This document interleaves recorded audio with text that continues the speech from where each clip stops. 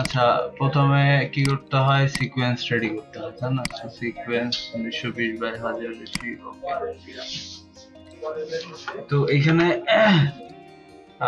ধরেন এরকম একটা প্রজেক্ট ফাইল আছে, আমরা এটা ডাউনলোড করলাম না, টাইপিং টাইটেল, এটা প্রিমিয়ার প্রোর প্রজেক্ট ফাইল, এটা কিন্তু কোনো মগার্ট ফাইল না। মগার্ট ফাইল হলে, এসেনশিয়াল গ্রাফিক্স ফাইল হলে কি করতাম, এসেনশিয়াল প্যানেলে যে এসেনশিয়াল গ্রাফিক্সের এই প্যানেলে যে এখান থেকে ইম্পোর্ট করে নিতাম, তাই না? তো এটা তো এসেনশিয়াল গ্রাফিক্সের ফাইল না, এটা হচ্ছে একটা প্রজেক্ট ফাইল, প্রিমিয়ার প্রোর সেভ করা প্রজেক্ট ফাইল। সো এটা ইম্পোর্ট করার নিয়মটা দেখাই দিই আজকে।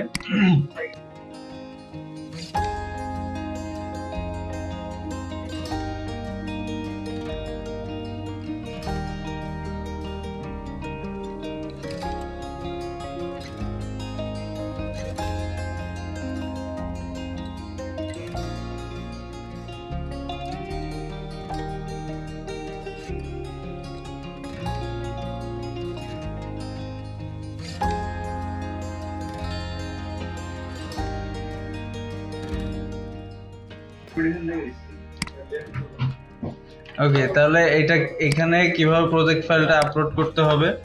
জাস্ট যেই প্রজেক্ট ফাইলটা আপনার কাছে আছে, প্রজেক্ট ফাইলটা ড্র্যাগ করে এনে এর ভিতরে ড্র্যাগ এন্ড ড্রপ করে দিবেন। দেওয়ার সাথে সাথে এরকম একটা ডায়লগ বক্স চলে আসবে, যেখানে বলতেছে হচ্ছে প্রজেক্ট ইম্পোর্ট টাইপ, আপনি কোন ভাবে প্রজেক্ট ফাইলটাকে ইম্পোর্ট করতে যাচ্ছেন। প্রথম অপশন আছে হচ্ছে import entire project, import selected sequence, import as a project shortcut.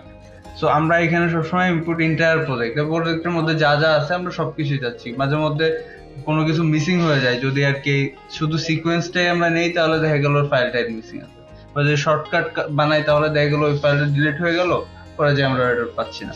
তো এর জন্য আর কি এন্টায়ার প্রজেক্ট দিবে। তারপরে এখানে আছে create folder for import item, তারপরে allow importing duplicate media, do the same for all project. Create a separate folder, একটা নতুন ফোল্ডার করে তার ভিতরে ওই প্রজেক্ট ফাইলটা মানে ইম্পোর্ট করা হবে, এটা সিলেক্ট করে রাখবেন। ওকে সিলেক্ট করবেন, দেখেন এই যে টাইপরাইটার নামে একটা ফোল্ডারও ক্রিয়েট হয়ে গেছে। এটা ডাবল ক্লিক করলে তার ভিতরে আমাদের সবকিছু চলে আসছে। এখানে দেখেন এই যে হচ্ছে মানে এইটা আমাদের যে সিকোয়েন্সটা, সেই সিকোয়েন্সটা হচ্ছে এই যে, এটার উপর ডাবল ক্লিক করলে দেখেন এই যে সিকোয়েন্সটা আমাদের এখানে চলে আসছে, আসছে না?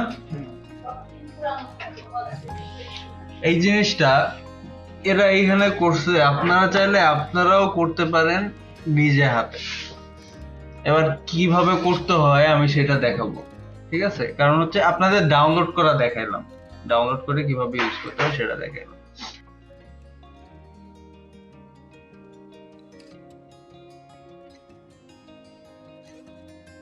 বিষয়টা হচ্ছে এই যে দেখলেন যে কিভাবে আর কি টাইপ টুল হচ্ছে। এবার কি করতে হয়, এবার এই জিনিসটা নিয়ে আপনি ড্র্যাগ করে আপনার যে সিকোয়েন্সের দরকার সেখানের উপরে এনে বসাই দিলে ওটার উপরে টাইপটা চলে আসছে না? এবার এটা যদি এডিট করতে যান তাহলে এটার উপরে চাপ দিয়ে দিলে, মানে এটার উপর যদি রেখে আপনি যদি এসেনশিয়াল গ্রাফিক্সে যান, দেখেন এইখানে কি আছে, দেখছেন অপশন দেওয়া আছে কোনটা চেঞ্জ করতে হবে, এই যে টাইপ, তাই না? এটাকে সিলেক্ট করে আপনি আবার এইখানে যা মন চায় আপনার লিখে দিতে পারেন।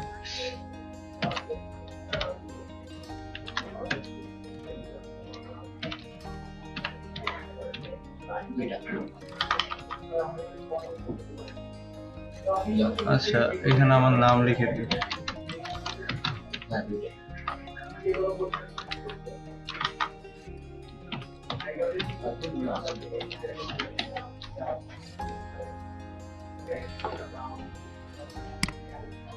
এবার দেখেন সেম ভাবে, এবার সেম ভাবে রিভিল হয়েছে না?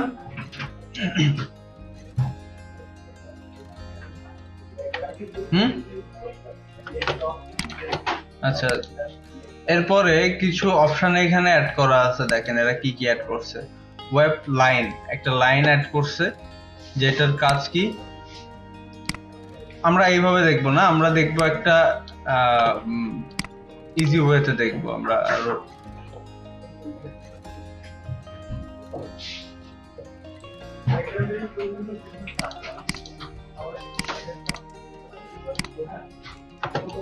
ওয়েব লাইন করছে, বেসিক 3D ইফেক্ট দিছে কিসের উপর, ওকে। তারপর হচ্ছে পার্সোনালাইজ পোস্টারাইজ টাইম। ওকে, আমরা এই একটা দেখলাম কিভাবে আপনি রেডিমেড জিনিসে করতে পারেন। এবার আর কি আমরা আমাদের নিজেদের মতো করে দেখবো, মানে ইজিলি কিভাবে বানানো যায়। তো তার জন্য কি করতে হবে, টেক্সট টুলটা নিলাম, নিয়ে এখানে আমি লিখলাম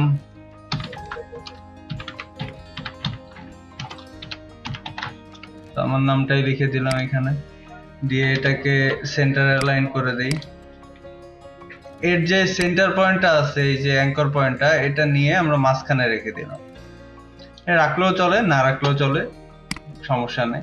এটা করার পরে এবার এটাকে সিলেক্ট করে দেখেন এইখানে অপাসিটিতে গেলাম। অপাসিটির অপশন থেকে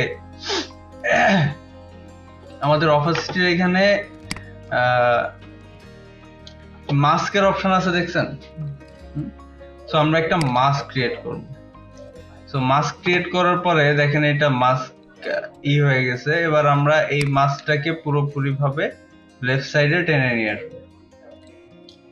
আসলাম। এবার আর কি এই মাস্ক পাতের উপরে একটা কি ফ্রেম অ্যাড করব। মাস্ক পাতের উপরে কি ফ্রেম অ্যাড করলাম। এবার একটু সামনে গেলাম, এই পর্যন্ত গেলাম।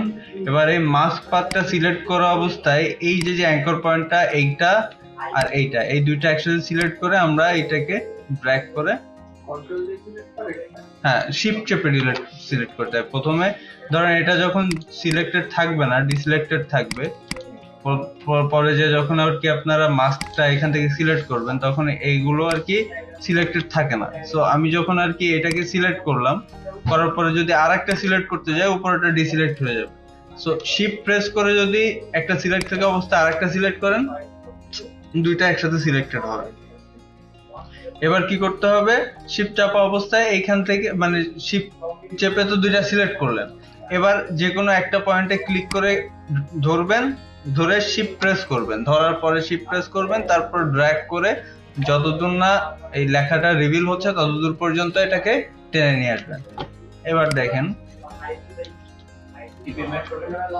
হ্যাঁ এটা একটু মানে এটা একটু স্লো হয়ে গেছে অনেক বেশি, তাই না?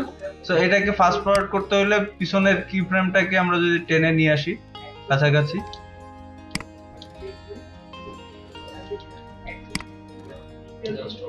এবার এখানে যে মাস্কটা আছে আমাদের কাছে, আমরা যদি দেখি এখানে এটাকে একটু বেশি ফেদার মনে হচ্ছে না, অনেক বেশি আছে মানে ব্লার হয়ে আছে। সো এটাকে যদি আমরা এই মাস্ক ফেদারের অপশন থেকে এখান থেকে এটাকে 5% করে দিলাম, এবার একটু রিয়েলিস্টিক মনে হবে।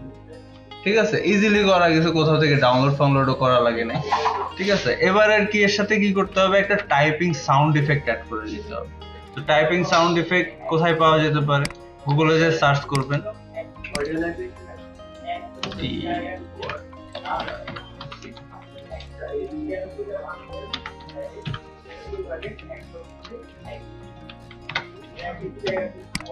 মিসকিটের মধ্যেই আছে,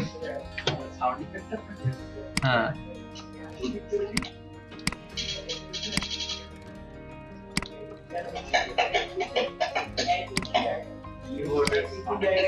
কিবোর্ডে দিয়ে দিই,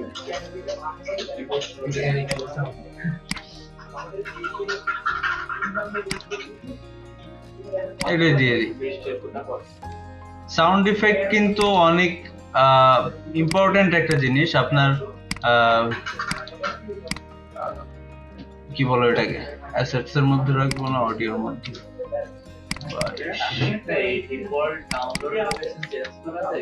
হ্যাঁ যায় না, আমার কিছু ডাউনলোড দিলে ডাউনলোডের মধ্যে, আচ্ছা আমি এটা দেখাই দিচ্ছি। ঠিক আছে আমি দেখাই দিচ্ছি। আচ্ছা এর মধ্যে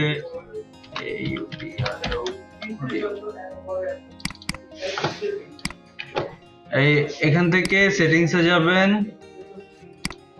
সেটিংস থেকে ডাউনলোডে যাবেন, ডাউনলোডের এখানে দেখেন এখানে একটা জিনিস লেখা আছে, ask when you save each file before downloading. আপনি ডাউনলোড করার সময় প্রথমে আপনাকে জিজ্ঞেস করে নিবে যে আপনি কোথায় ডাউনলোড করতে যাচ্ছেন। সো এইখানে যদি অন করে দেন তাহলে আপনার কাছে জিজ্ঞেস করে নিবে, তারপরে যে সেই ফোল্ডারে, যে ফোল্ডার চেনে যাবেন সেই ফোল্ডারে ডাউনলোড হবে। যদি অফ থাকে তাহলে আর কি ডিরেক্ট আর কি এইখানে যে ফোল্ডারটা দেয়া আছে এখান থেকে চেঞ্জ করা যায় এটা আবার।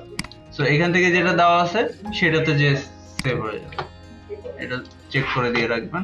ওকে, আমরা এখন সাউন্ড ইফেক্টটা আমাদের প্রজেক্টের মধ্যে নিয়ে যাই, অডিও।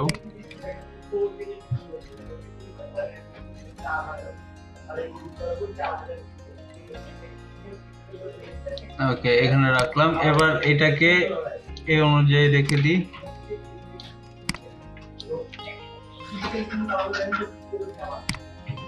যতটুকু পজিশন অনুযায়ী অ্যানিমেশন হচ্ছে আমার, ততটুকু পজিশন পর্যন্ত আমরা সাউন্ডটাকে রাখবো। তাহলে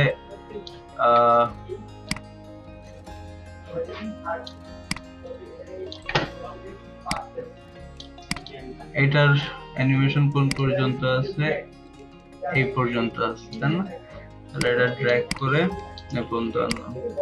আচ্ছা, একটা জিনিস খেয়াল করেন যে আমরা যখন এটা শুরু করতেছে তখন একবারে শুরু হচ্ছে, কোনো সফট টোন নাই, খুব হাই ভাবে যেভাবে ছিল সেভাবে আসছে। সো এখানে যদি একটা ডিফল্ট মানে ক্রস ডিজলভ দিয়ে দেন তাহলে এটা আরো রকম শোনাবে না। সো এখানে রাইট বাটন মানে এখানে যখন মাউসটা নিয়ে আসবেন দেখেন একটা অ্যারো চলে আসছে, কার্সার চেঞ্জ হয়ে যাবে।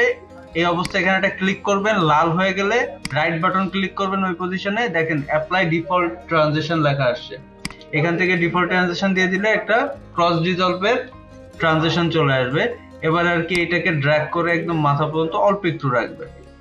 সেম ভাবে আপনি যদি এই সেম ট্রানজিশনটা অন্য কোনো জায়গায়ও আপনি দিতে চান তাহলে ট্রানজিশনের উপরে ক্লিক করবেন, এটা সিলেক্ট হয়ে গেলে সাদা সাদা লাগে, এটা সিলেক্ট করে কন্ট্রোল সি প্রেস করবেন, আরেক জায়গায় এইভাবে সিলেক্ট করবেন, করে কন্ট্রোল ভি প্রেস করলে ততটুকু পরিমাণের ট্রানজিশনই অন্য জায়গায়ও পেস্ট হয়ে যাবে। ঠিক আছে, এটা আর অথেন্টিক মনে হচ্ছে।